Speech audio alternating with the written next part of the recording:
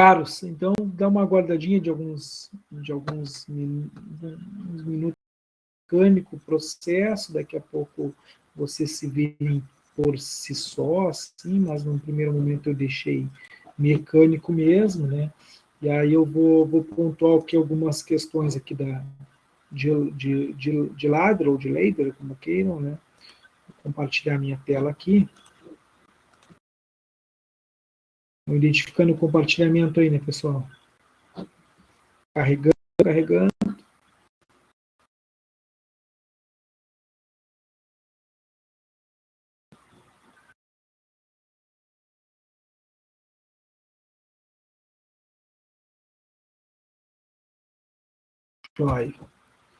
Estou carregando aqui o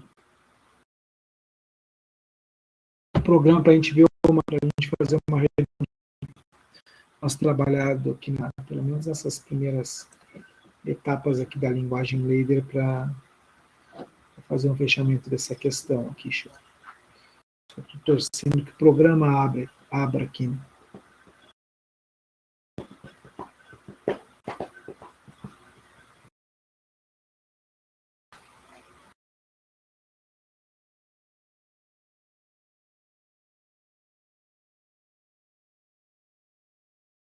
Nossa, tá bem lento.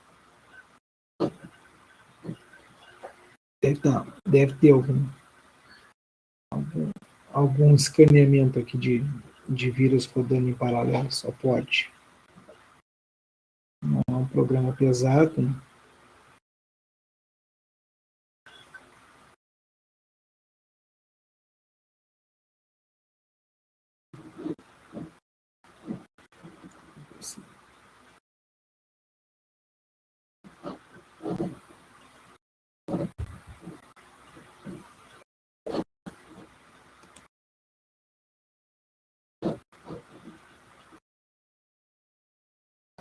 Ué.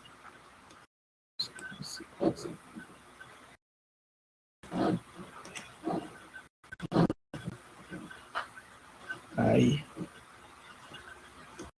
Só inicializar aqui.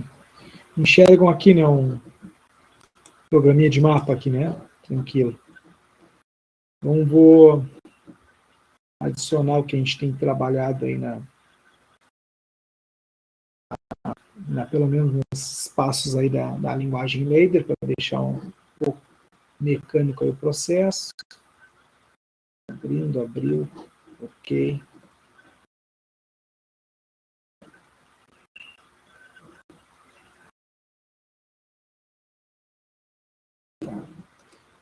Então, aqui o que a gente viu para a linguagem ladder, né? O orçamento foi dividido no primeiro processo, a gente separou entre entrada e saída, né, pessoal? Então, eu expliquei que aquilo ali num programa de CLP, que é o que a gente vai usar na aula de sexta-feira, nós não usamos essa separação, a gente finaliza a primeira linha como entrada e já vem e finaliza a segunda linha como saída, por exemplo. Tá? Mas aqui eu usei separado para a gente começar a entender a lógica do que a gente estava realizando. Tá? Então, acho que eu citei para vocês o uso dos relés auxiliares, né? Dos relés auxiliares, ou virtuais, como algumas bibliografias chamam, né? Para a gente poder adequar aqueles níveis, aquele contato, aquela saída com inúmeras entradas e contatos normalmente abertos, normalmente fechados. Né? Uma outra coisa que a gente trabalhou foi a questão do selo ou intertravamento, né?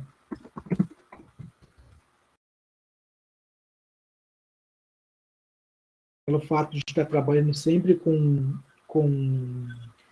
os sinais push-pull, né? Na medida que os atuadores saem de cima do sensor, né? Tu não tem mais o contato, ou seja, a corrente elétrica não iria passar. Então, a gente cria um selo para que esse caminho alternativo ele pelo normalmente aberto desse relé auxiliar que foi criado anteriormente. Tá?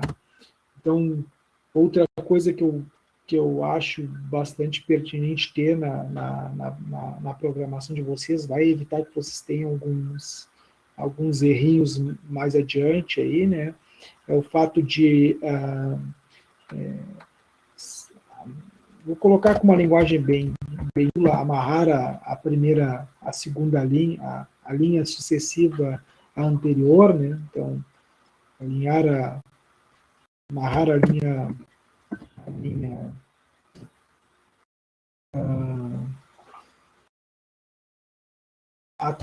atual à anterior, né? Então, isso aí é importante porque nós evitamos que quando a CLP faça a leitura, ou faça aquele escaneamento das entradas e identifique no programa dela quais as ações que ela teria que fazer, como a linha anterior não está executada, ela evita algum acionamento equivocado daquela linha. Tá? Outra aí, item que a gente trabalhou mais na aula passada, foi a de eu posso ter usar várias vezes a mesma entrada. Posso usar várias vezes, por exemplo, a entrada I1, a entrada A1, a entrada B0, a entrada B1, como a gente queira, tá? Mas eu jamais posso repetir as saídas. Então, a saída ela só vai aparecer uma única vez, né? Porque as saídas são físicas, né? Elas existem ali. E elas não, a linguagem não permite que eu a reutilize. Eu tenho que buscar alternativas através de uma linguagem OR ali, do OU ali, para que ela seja executada. Então, acho que uma coisa trabalhada na aula anterior foi o uso de saídas únicas, tá? Eu acho que foi um item bastante trabalhado. Só não botei as saídas aqui únicas, tá?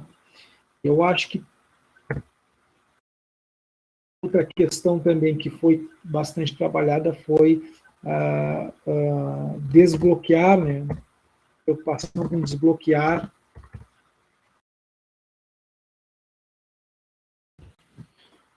os sinais dessas saídas, né?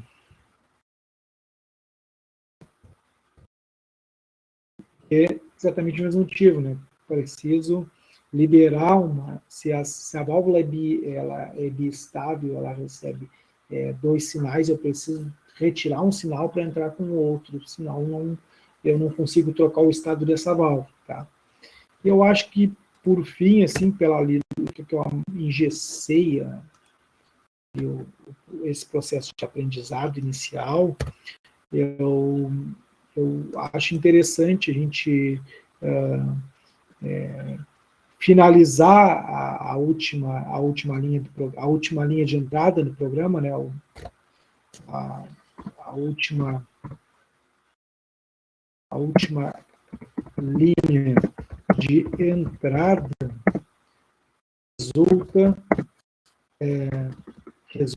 reseta, né? Reinicia a primeira linha.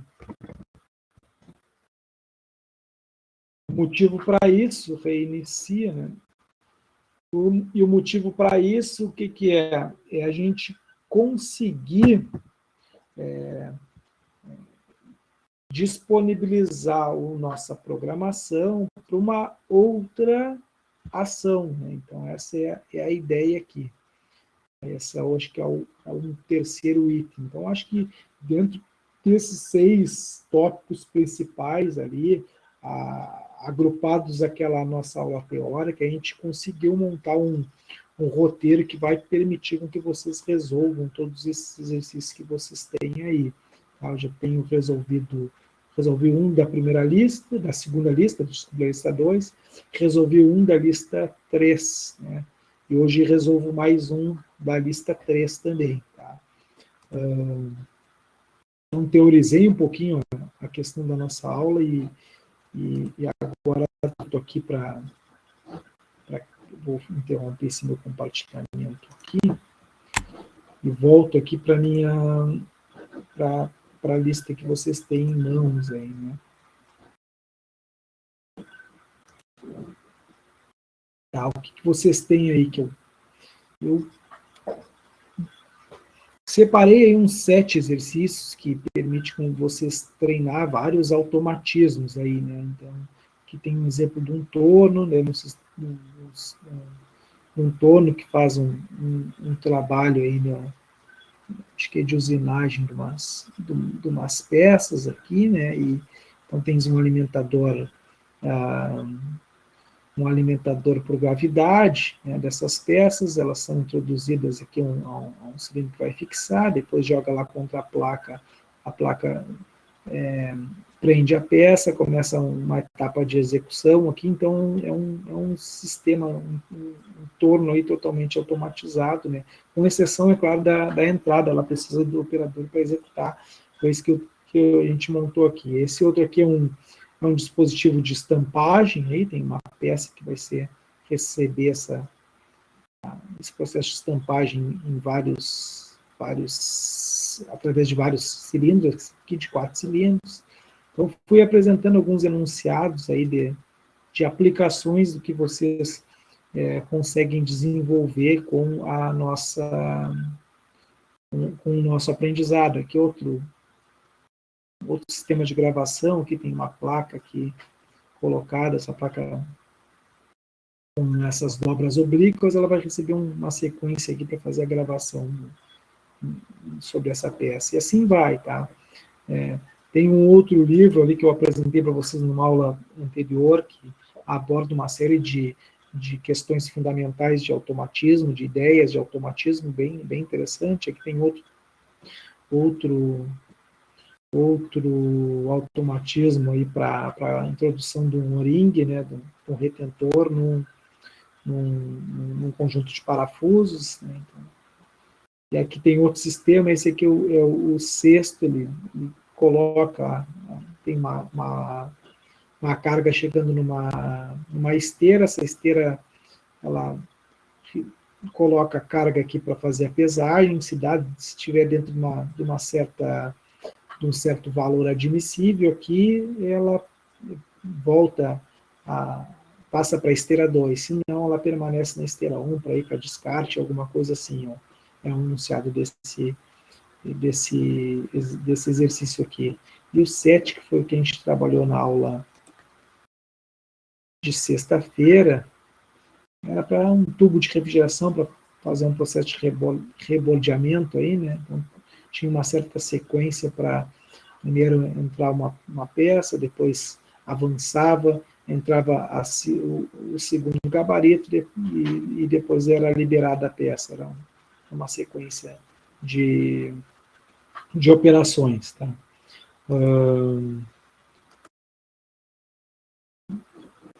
Desses aqui eu acho interessante trabalhar talvez um pouco nesse aqui com vocês. Tá?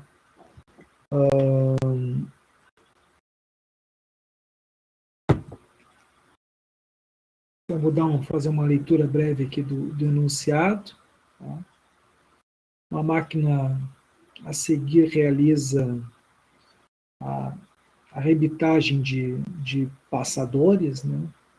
As peças são introduzidas, então aqui eu tenho um passador aqui, ele é introduzido, já está dobrado, uma prancheta dobrada, né? Já está furada e tudo, e a gente coloca ele nessa peça, tem um primeiro cilindro que vai fixar esse passador, depois o que a gente tem? A gente tem a ação de um cilindro para introduzir o rebite que está sendo recebido por esse alimentador de gravidade aqui, por esse dispenser de gravidade.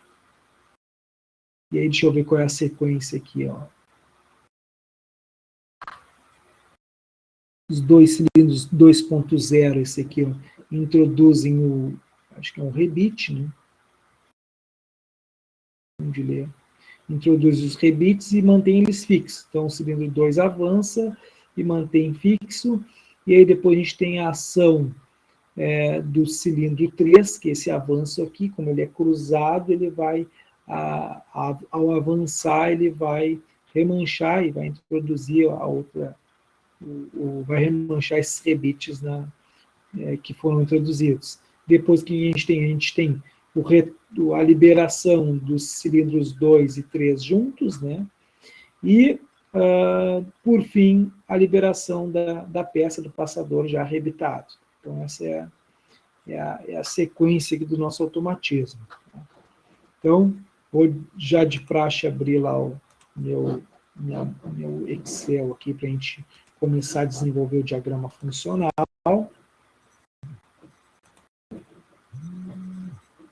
Vamos estar aqui.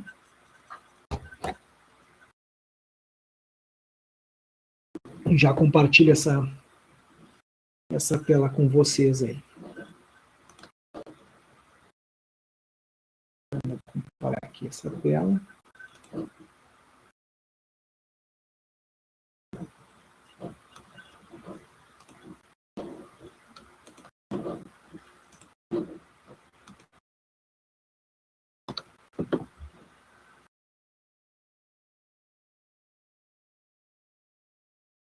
Já está compartilhado. Então, vou para a nossa sequência aqui. Então, trazemos as fases, pode colocar lá em cima as linhas, né? Vem aqui embaixo os trajetos. Sinais, né? Sinal de partida. E a pilotagem aqui para depois desenvolver o método de linguagem cabeada. Então, vamos dar uma analisada aqui nas fases, né? A gente tem, no primeiro momento, o trajeto do avanço A, que é o cilindro que vai fixar o passador, correto? Depois nós temos o avanço dos cilindros B, né? Depois, na sequência, o avanço do cilindro C. E aí nós temos, numa quarta fase, o retorno do cilindro B, do cilindro B e do cilindro C simultaneamente, né? Remanchou, pode liberar a peça por todo. E, por fim, o retorno do cilindro A. Então, apesar daquele número de atordores, nós temos uma fase, 2 fases, 3 fases, 4 fases, 5 fases. Beleza. Tá? Quais são as linhas? Tá? Vou primeiro pensar que, se a gente for pensar em forma de desenvolver circuito, eu tenho o primeiro grupo, tá? Atendido por linhas, na verdade, que grupos, né? O primeiro grupo atendido pelo avanço de A, ok. Avanço de B, ok. Avanço de C, ok. Quando eu vou migrar para a fase 4, o que eu tenho na fase 4? Retorno de B e retorno de C. Como nesse primeiro grupo aqui eu já tenho as ações de B e C, eles não podem fazer parte do mesmo grupo. Então, aqui eu tenho um grupo 1, grupo 1, vou botar aqui no Romanos para ficar de frente.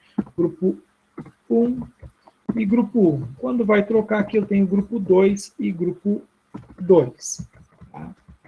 Quais são os sinais que nós temos? Né? A fase 1 só inicia depois que a fase 5 terminar. Então, o sinal que indica para mim que eu terminei a fase 5 é o A0, né? O retorno do cilindro A. Depois nós temos avanço do cilindro A, avanço do cilindro B, avanço do cilindro C, e aqui eu tenho a ação de 2 sinais, né? Retorno de B, B0, e retorno de C, C0. Um sinal de partida com M, né? As pilotagens. As pilotagens, elas respeitam as codificações realizadas pelos grupos. Então, a pilotagem 1 observa que comanda o grupo 1. Então, P1, aqui é P1, aqui é P1. Depois nós temos P2 e P2. Então, atuador A, atuador B e o cilindro C. Primeira ação, avanço de A.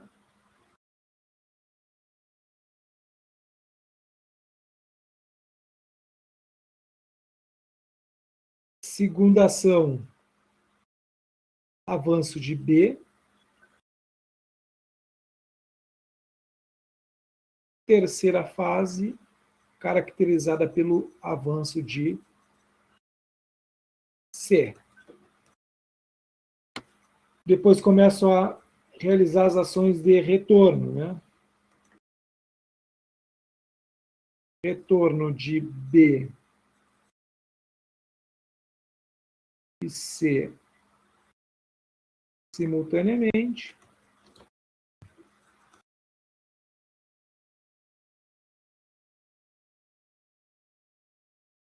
Esta fase aqui. E, por fim, lá, o retorno de A na quinta fase.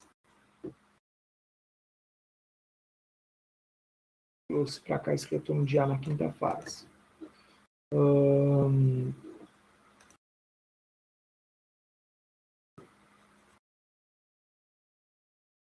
Mantenho sinais contínuos para a parte final aí do diagrama trajeto passo.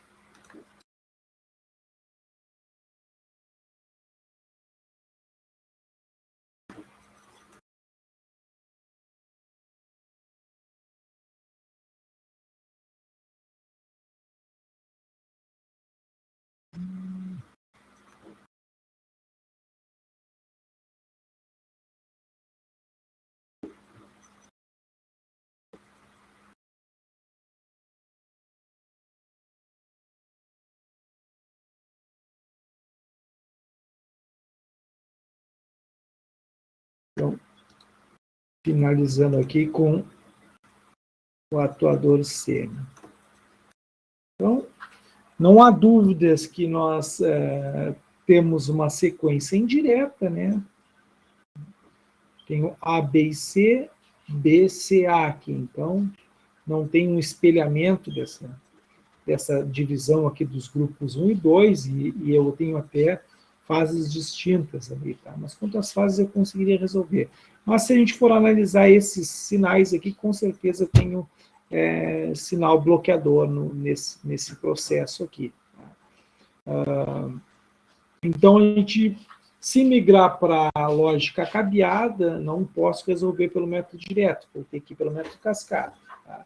Então, daqui a pouco, nesse primeiro momento, eu resolvo ele por ladder, e aí, se sobrar o tempo, eu resolvo ele por cascata para vocês. Tá?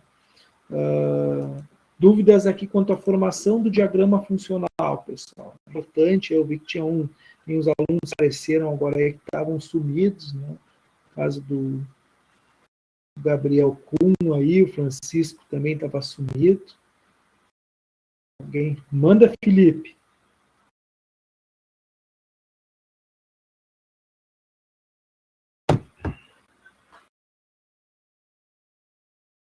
Tens um pouco de dúvida quanto aos sinais? Vamos lá, então.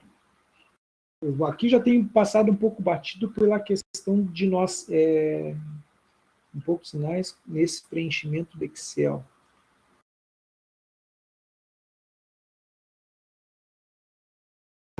Tem um pouco de dúvida.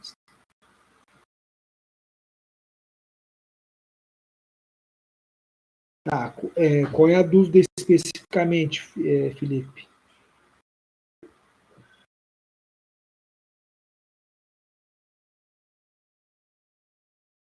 Vou esperar aqui.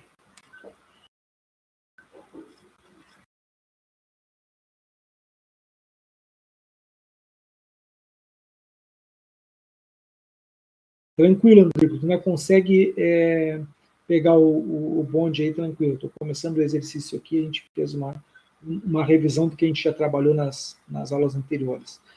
No critério, tá? O critério de adotar o método é isso, tá?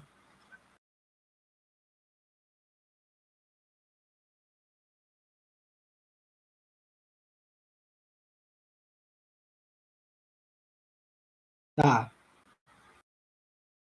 Eu vou tentar te explicar pelo que eu entendi da tua dúvida, tá, Felipe? Felipe, o processo todo ele é cíclico, correto? Então, o que, que acontece? A regra aqui é que a fase sucessiva ela só vai poder ser executada se a fase precedente ou anterior tiver sido resolvida, tá? Quem é o sinal que configura? Então, sempre quando eu coloco o sinal aqui, por exemplo, na fase 2, eu vou lá e verifico se a fase 1 já terminou, tá? A fase 1 é o avanço de A, tá? Se a fase 1 é caracterizada pelo avanço de A, ela só termina se o êmbolo do cilindro tiver lá sobre o sinal, sobre o read switch do A1, que a gente codificou A1. A gente considerou lá pela nossa, desde o primeiro momento, a nossa normalização foi que o índice 1 representaria que o atuador está no final de curso, ou seja, a haste está avançada. Tá? E o atuador, quando está recuado, ele teria índice 0. Tá? Então, o que, que acontece? Nós temos aqui que sempre olhar para a fase anterior. Então, estou preenchendo a fase 2, mas vem olhar a fase 1. Qual a fase 1? Qual o trajeto que realizou a fase 1? A fase 1 é caracterizada pelo avanço de A. E ela só vai terminar quando o A estiver todo estendido, quando a haste de A estiver em final do curso. E ela vai estar em final de curso, por exemplo, se a gente estiver trabalhando com um sistema com lógica cabeada, quando o atuador, o final de curso da haste A lá estiver batendo na válvula de rolete que nós chamamos de A1, tá bom? Por isso que eu sempre olho para a fase anterior. Eu olhei, ó, esse aqui é a mais, então eu venho aqui, ó, ele só pode iniciar, B só vai avançar quando A1 terminar a operação. Tá? Da mesma forma que eu vejo para cá, ó, eu só consigo avançar o C depois que a fase anterior tiver terminada, que é caracterizada pelo avanço de B. Tá? Então aqui tem que entrar B1. E aqui, por que ela termina com as B0, C0? Porque a fase anterior foi retorno de B e retorno de C. Então eu preciso que duas coisas aconteçam aqui. Que a haste B esteja retornada e que a haste C esteja retornada. Tá? Então, por isso que B0 e C0 são os sinais que me dizem para o meu sistema, ei, pode retornar, pode liberar a peça, porque já houve o retorno dos cilindros que fizeram a fixação do rebite e o remanche do rebite. Tá? É mais ou menos isso aí. Como é que ficou aí? Consegui mais ou menos o que eu entendi da tua dúvida? Tá, beleza. Alguma outra questão, pessoal?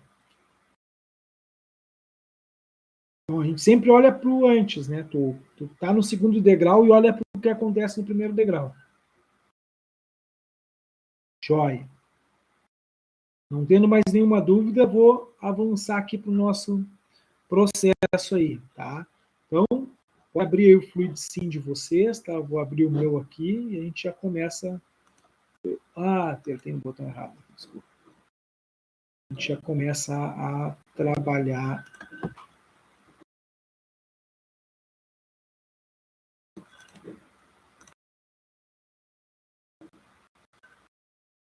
Ok, aqui já começamos a trabalhar aqui. Não pode abrir o pneumática do Fluid Sim de vocês, aí a gente começa a operar. Tá? Então, bolem o jeito que vocês querem aí, eu chamo a minha biblioteca primeiro e depois coloco a minha área de trabalho lá, eu acho